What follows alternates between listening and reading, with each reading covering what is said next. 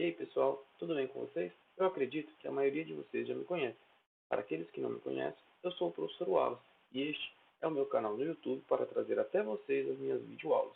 Se você não é meu aluno, mas quer continuar acompanhando os meus vídeos, se inscreva no canal e ative as notificações, assim vocês serão avisados sempre que tivermos vídeos novos. Vamos para a nossa aula de hoje?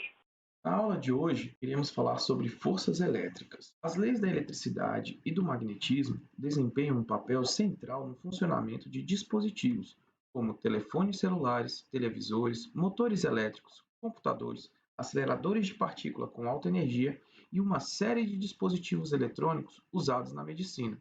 Contudo, mais fundamental que isso é o fato de que as forças interatômicas e intermoleculares responsáveis pela formação de sólidos e líquidos são originalmente elétricas. Além disso, forças como as que empurram e puxam objetos em contato e a força elástica em uma mola surgem de forças elétricas a um nível atômico. Enquanto há apenas um século atrás tínhamos nada menos do que poucas lâmpadas elétricas, hoje em dia somos extremamente dependentes da eletricidade em nossa vida diária. Contudo, apesar da difusão do uso da eletricidade ter ocorrido apenas recentemente, o estudo sobre a eletricidade tem uma história muito mais antiga do que o acendimento da primeira lâmpada elétrica. Observações sobre a atração elétrica podem ser rastreadas à época dos antigos gregos, que perceberam que depois de ter sido atritado, o âmbar atraía pequenos objetos tais como fragmentos de palha e pena. De fato, a origem da palavra elétrico é a palavra grega para âmbar, electron. Quando o ar está seco, é possível produzir fagulhas esfregando os pés em um tapete e aproximando a mão de uma maçaneta, de uma torneira ou mesmo de uma pessoa. Também podem surgir centelhas quando você tira um suéter ou remove uma roupa de secadora. As centelhas é o que nós chamamos de atração eletrostática. Estes exemplos revelam que existem cargas elétricas no corpo humano, nas roupas, nos tapetes, nas maçanetas, nas torneiras e nos microcircuitos. Na verdade, todos os corpos contêm muitas cargas elétricas. A carga elétrica é uma propriedade intrínseca das partículas fundamentais de que é feita a matéria. Em outras palavras, é uma propriedade associada à própria existência das partículas. Basicamente, os átomos consistem em um núcleo contendo prótons e nêutrons, e em torno deste núcleo nós temos um conjunto de elétrons leves que orbitam viajando em altíssimas velocidades. A carga total de um objeto ela é quantificada como sendo múltiplos inteiros de um valor de carga elementar, ou seja, a quantidade de carga de um objeto é dada pela expressão Q igual a NE, onde N é o número de elétrons que esse corpo possui. O valor da carga elementar ele é dado por 1,6 vezes 10 a menos 19 coulombs, sendo coulomb a unidade do Sistema Internacional para representar a carga elétrica. Um coulomb é uma quantidade de carga muito grande. Para termos ideia, um coulomb possui aproximadamente a quantidade de 6,25 vezes 10 a 18 elétrons. Além dessa propriedade da carga ser discreta, uma outra propriedade muito conhecida das cargas elétricas são o fato de que partículas carregadas com o mesmo sinal se repelem e partículas carregadas com sinais trocados se atraem. Vamos fazer esse teste rápido? Três objetos são trazidos para perto um do outro, dois de cada vez. Quando os objetos A e B são reunidos, eles se repelem. Quando os objetos B e C são reunidos, eles também se repelem. A partir disso, qual das seguintes afirmações é verdadeira? Letra A. Os objetos A e C possuem cargas do mesmo sinal. Letra B. Os objetos A e C possuem cargas de sinal oposto. Letra C. Todos os três objetos possuem cargas de mesmo sinal. Letra D. Um objeto é neutro. Letra E. Experimentos adicionais devem ser realizados para determinar os sinais das cargas. Aproveite este momento, pause o vídeo e tente você responder essas perguntas. Logo mais, eu trago a resposta para você. Agora que você teve tempo de resolver o exercício, venha junto comigo conferir a solução. Temos três corpos, A, B e C. Quando A e B são colocados em contato, verificamos que a força entre os dois é do tipo repulsiva. Além disso, quando vemos que o corpo B e C entra em contato, a força entre eles também é repulsiva. De acordo com esse cenário, o que nós podemos afirmar logo de cara? Que com certeza os corpos A e B possuem mesma carga e B e C possuem mesma carga. Agora, podemos retornar ao enunciado e encontrar as afirmações corretas. Veja comigo, no item A, afirmamos que os objetos A e C possuem cargas de mesmo sinal. Isso é verdade, porque A e B têm a mesma carga, B e C têm a mesma carga, logo, os dois estão com o mesmo sinal. Isso é verdadeiro. O item B afirma que os objetos A e C possuem cargas de sinal oposto. Não, isto é falso. Acabamos de verificar que eles possuem cargas de mesmo sinal. No item C, todos os três objetos possuem cargas de mesmo sinal. Isso é verdadeiro, como podemos ver na figura. Um objeto, ele é neutro. Não, a gente está vendo que é falso. Todos os três objetos possuem uma certa carga. E, por fim, experimentos adicionais devem ser realizados para determinar os sinais das cargas. Isso é verdade, porque no exercício verificamos que eles possuem a mesma carga, mas não dissemos se eles estão positivos ou negativos. E assim encontramos a solução do nosso problema. Tudo bem? Um princípio que é fundamental no estudo da eletricidade é o que nós chamamos de princípio de conservação da carga elétrica. Em sistemas isolados, a carga total ela será sempre conservada. Ou seja, quando você pegar dois corpos que estejam carregados, sejam positiva ou negativamente, e colocá-los em contato, logo em seguida separá-los, cada um terá uma quantidade de carga diferente do momento inicial. Porém, se o sistema for isolado, eles terão a mesma quantidade de carga total após o contato, ou seja, a quantidade de carga somada que temos antes será igual à quantidade de carga que teremos depois. Esse é um princípio tão fundamental que os físicos, usando o princípio de conservação de carga elétrica, conseguem verificar qual carga estavam faltando ou qual é a carga nova para justificar essa conservação. Se você ficou curioso para saber um pouco mais, clique neste link que aparece para você. Podemos classificar os materiais de acordo com a capacidade das cargas elétricas se moverem neles, isto é, podemos classificá-los como isolantes ou condutores elétricos. Condutores elétricos são materiais que possuem elétrons livres, que não estão ligados aos átomos e podem se mover de forma relativamente livres através do material.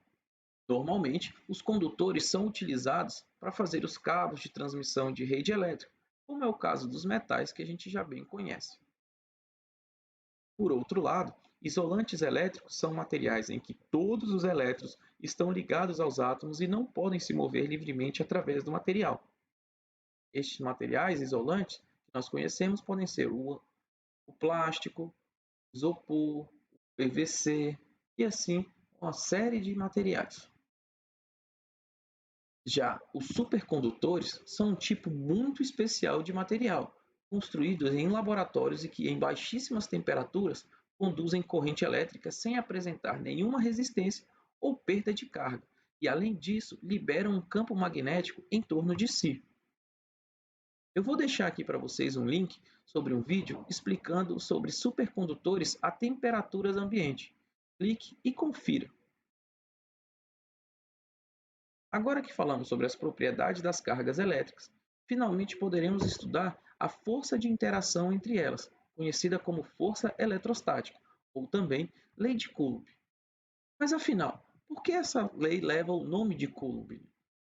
Coulomb, ou Charles Augustin de Coulomb, era engenheiro de formação e foi principalmente um físico, sendo que em 1783 publicou 7 tratados sobre eletricidade e magnetismo, e outros sobre torção, atrito entre sólidos e muito mais.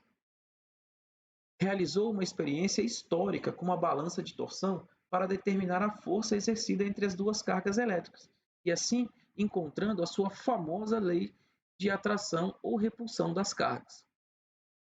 Vamos considerar duas cargas, Q1 e Q2, separadas por uma distância r. A força eletrostática entre estas duas cargas terá uma intensidade determinada pela expressão da lei de Coulomb, cuja equação é dada pela seguinte fórmula, onde a constante que aparece é conhecida como a constante de Coulomb, cujo seu valor é dado por 8,9876 vezes 10 a 9 newtons por metro quadrado dividido por coulomb ao quadrado. A segunda constante que aparece, o ε0, é conhecido como a permissividade elétrica do vácuo, cujo valor é dado por 8,8542 vezes 10 a menos 12 coulomb ao quadrado dividido por newton vezes metro ao quadrado.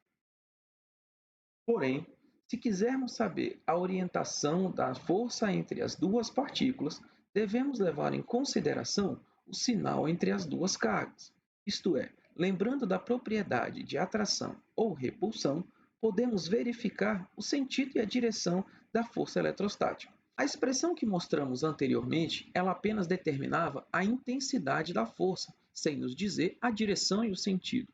Se a nossa intenção agora é saber qual a direção e o sentido da força eletrostática entre duas cargas, o sinal delas será fundamental para a gente poder se orientar. Digamos que nós temos que as duas cargas Q1 e Q2 possuem um sinal positivo. Dessa forma, percebemos que a força entre elas será uma força repulsiva e a orientação dela estará exatamente sobre a reta R que separa as duas cargas. Por outro lado, se considerarmos que as cargas têm sinais trocados, veremos que a força de interação eletrostática entre elas é atrativa e continuará sendo orientada na direção da reta R. A forma vetorial da lei de Coulomb pode ser escrita através da seguinte equação. Se você ficou com alguma dúvida, pause o vídeo, volte um pouquinho e assista novamente. Agora chegou o momento de resolvermos um breve exercício. Vamos considerar três cargas pontuais que se encontram ao longo do eixo X, conforme é mostrado na figura. A carga positiva Q1 ela possui uma quantidade de carga de 15 microcoulombs e ela está localizada na posição x igual a 2 metros. Já a carga positiva Q2, com 6 microcoulombs, está na origem. E a força resultante agindo sobre a carga Q3, ela é zero. Diante disso, perguntamos qual é a coordenada x da carga Q3. Pause o vídeo e tente você resolver este problema. Logo mais, eu trago a solução aqui para vocês. E aí, pessoal, conseguiram resolver o exercício? Vamos ver como é que fica a solução?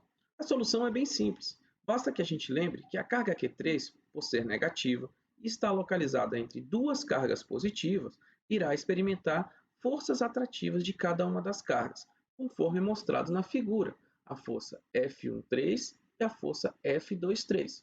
Ambas são forças atrativas. Com isso, para determinarmos a localização em que a carga Q3 está localizada, é necessário que utilizemos a expressão da força da lei de Coulomb. A força da lei de Coulomb ela é dada por essa expressão. Para a força 1,3, temos os seguintes valores: K, módulo da primeira carga, módulo da carga Q3 e a distância em que eles se localizam. Veja pela figura que a distância entre a carga Q3 e a carga Q1 é de 2 menos x. Então, vamos deixar 2 menos x elevado ao quadrado. Já a força 2,3, ela está localizada a uma distância x. Então, a lei de Coulomb vai ficar Q2, Q3 sobre x ao quadrado. Se voltarmos para o enunciado, veremos que ele fala que a força resultante que age sobre a carga Q3, ela é nula. Isto é, se aplicarmos a segunda lei nessa carga Q3, a força resultante é igual a massa vezes aceleração, e ela está dizendo que a força resultante é zero.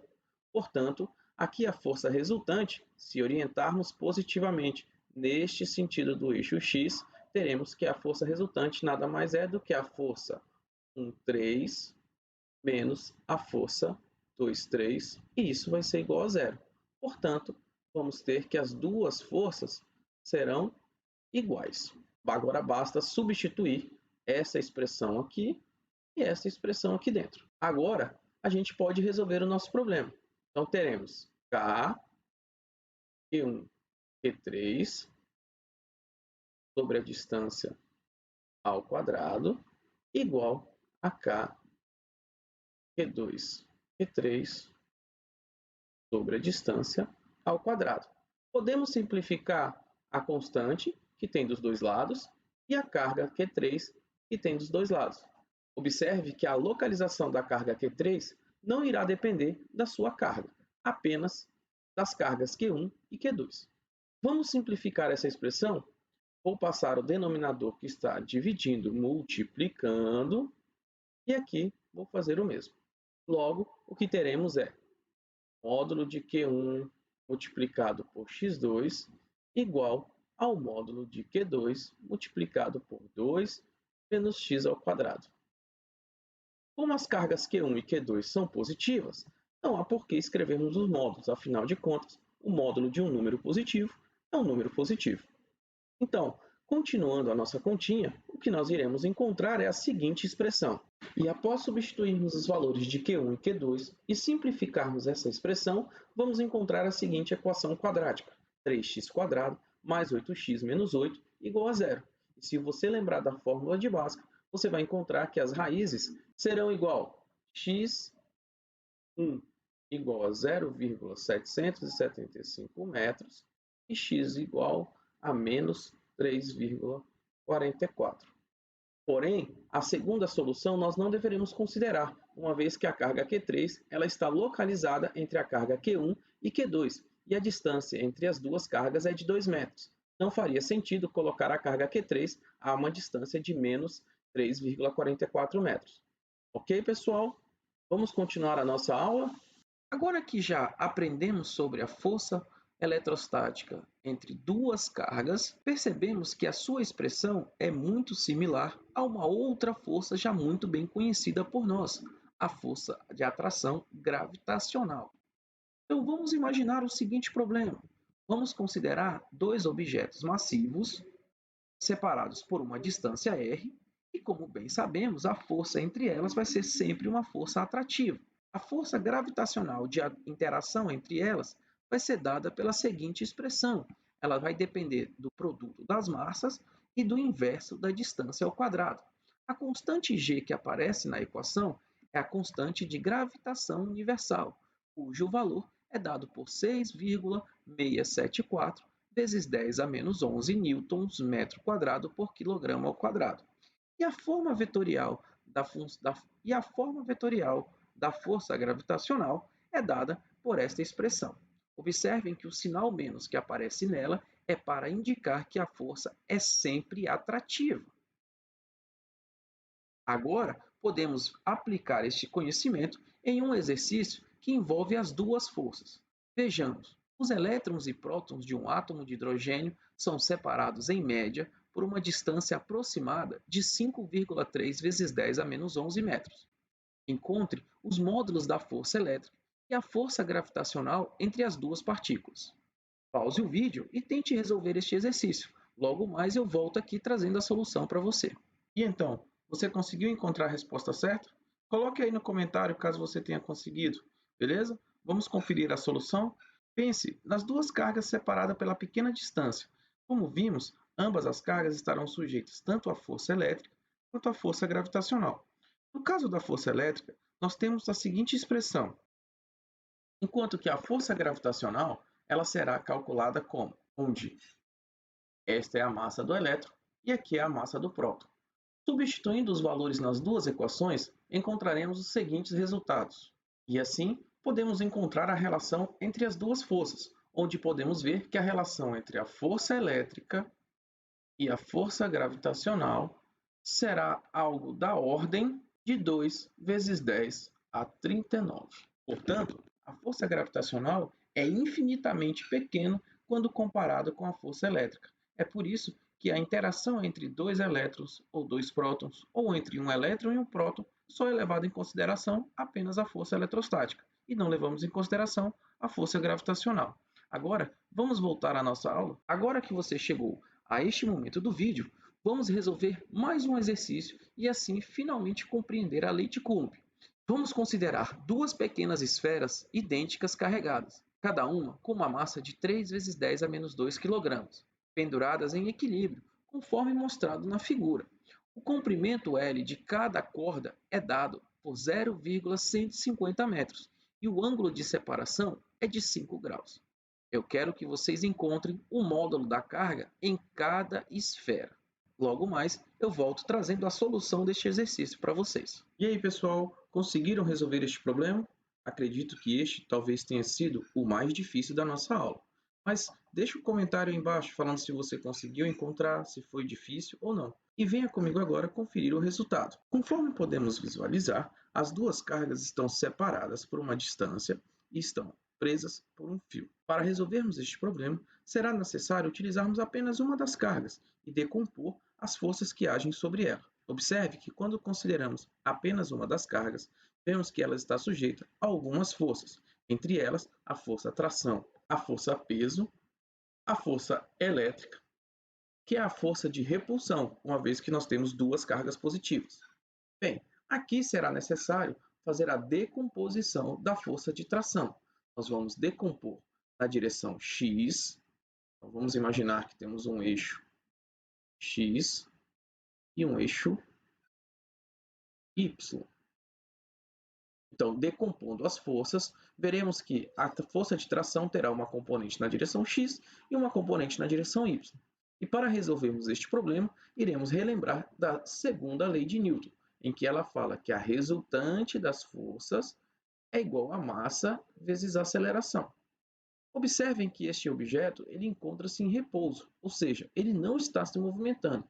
Portanto, a sua aceleração será zero. Isto quer dizer que a força resultante que atua sobre esta carga será nula.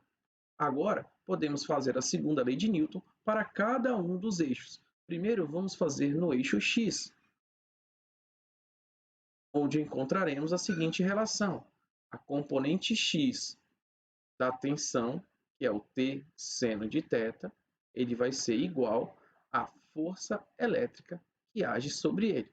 Por que igual? Porque como a resultante é igual a zero, essas duas forças obrigatoriamente deverão ser iguais. Agora, no eixo y, a relação que temos é a seguinte: a tração cosseno de θ vai ser igual a mg. Tudo bem? E assim a gente pode encontrar que a atração vai ser mg sobre o cosseno de θ. Substituindo na expressão do eixo x, exatamente aqui, o que você vai encontrar é que mg cosseno de θ vezes o seno de θ é igual a força elétrica. Logo, a força elétrica ela vai ser o mg tangente de θ. Guardamos esta informação. Tudo bem, pessoal? Vamos continuar agora. Portanto, chegamos a essa importante relação. Agora, basta escrevermos a força de Coulomb para cada uma das cargas e veremos o seguinte, que a força elétrica ela será um K G quadrado sobre 2A ao quadrado. E por que isso? Bem, as cargas de ambas as partículas são idênticas, então o produto da carga nos fornecerá o valor de Q quadrado. Lembrem que o que estamos tentando encontrar é justamente o módulo da carga de cada esfera. A distância entre elas é de 2A, e isso deverá ser igual a mg tangente de θ. Essa expressão pode ser melhor simplificada se utilizarmos a seguinte relação trigonométrica obtida diretamente da figura, que o seno de θ nada mais é do que A sobre L. E assim, com essa informação adicional, podemos substituí-la aqui dentro e simplificar essa expressão de modo que encontraremos a seguinte expressão para a carga. Se você não entendeu como chegamos a esse resultado, não tem problema. Pause o vídeo, volte um pouquinho, refaça os passo a passo e tente isolar o termo da carga nessa expressão. Você com certeza irá conseguir, ok? E agora, se nós substituirmos todos os valores que nos foi fornecido no enunciado, como o valor da massa, a aceleração da gravidade, o comprimento do fio, o ângulo de separação e a constante elétrica, que o módulo da carga será dado por 4,42 vezes 10 a menos 8 coulomb. E é isso, pessoal. Resolvemos o nosso exercício. Eu espero que todos vocês tenham conseguido. Deixe aí no comentário o que você achou desse exercício, se você achou muito complicado, se você não achou complicado, tudo bem? E finalmente chegamos ao momento de relembrarmos o que foi apresentado na aula de hoje. A intensidade das interações elétricas de uma partícula dependerá da carga elétrica, que pode ser positiva ou negativa. Cargas de mesmo sinal se repelem e cargas de sinais opostos se atraem. Um corpo com quantidades iguais dos dois tipos de carga é eletricamente neutro. Condutores são materiais onde os elétrons livres se movem com facilidade. Enquanto isso, isolantes são materiais onde os elétrons livres não podem se mover. A unidade no Sistema Internacional de Carga Elétrica é o Coulomb, e a lei de Coulomb nos permite calcular a força eletrostática entre duas cargas. Força de atração ou repulsão entre as cargas em repouso possui a direção da reta e a zona. A carga elétrica é uma quantidade quantizada, ou seja, o número de carga elétrica em um corpo será um múltiplo inteiro da carga elementar, E igual a 1,6 vezes 10 a menos 19 coulomb. E assim chegamos ao final da nossa videoaula. Na nossa próxima aula, iremos apresentar a definição de campo elétrico. Muito obrigado e não deixe de se inscrever no canal. Até a próxima!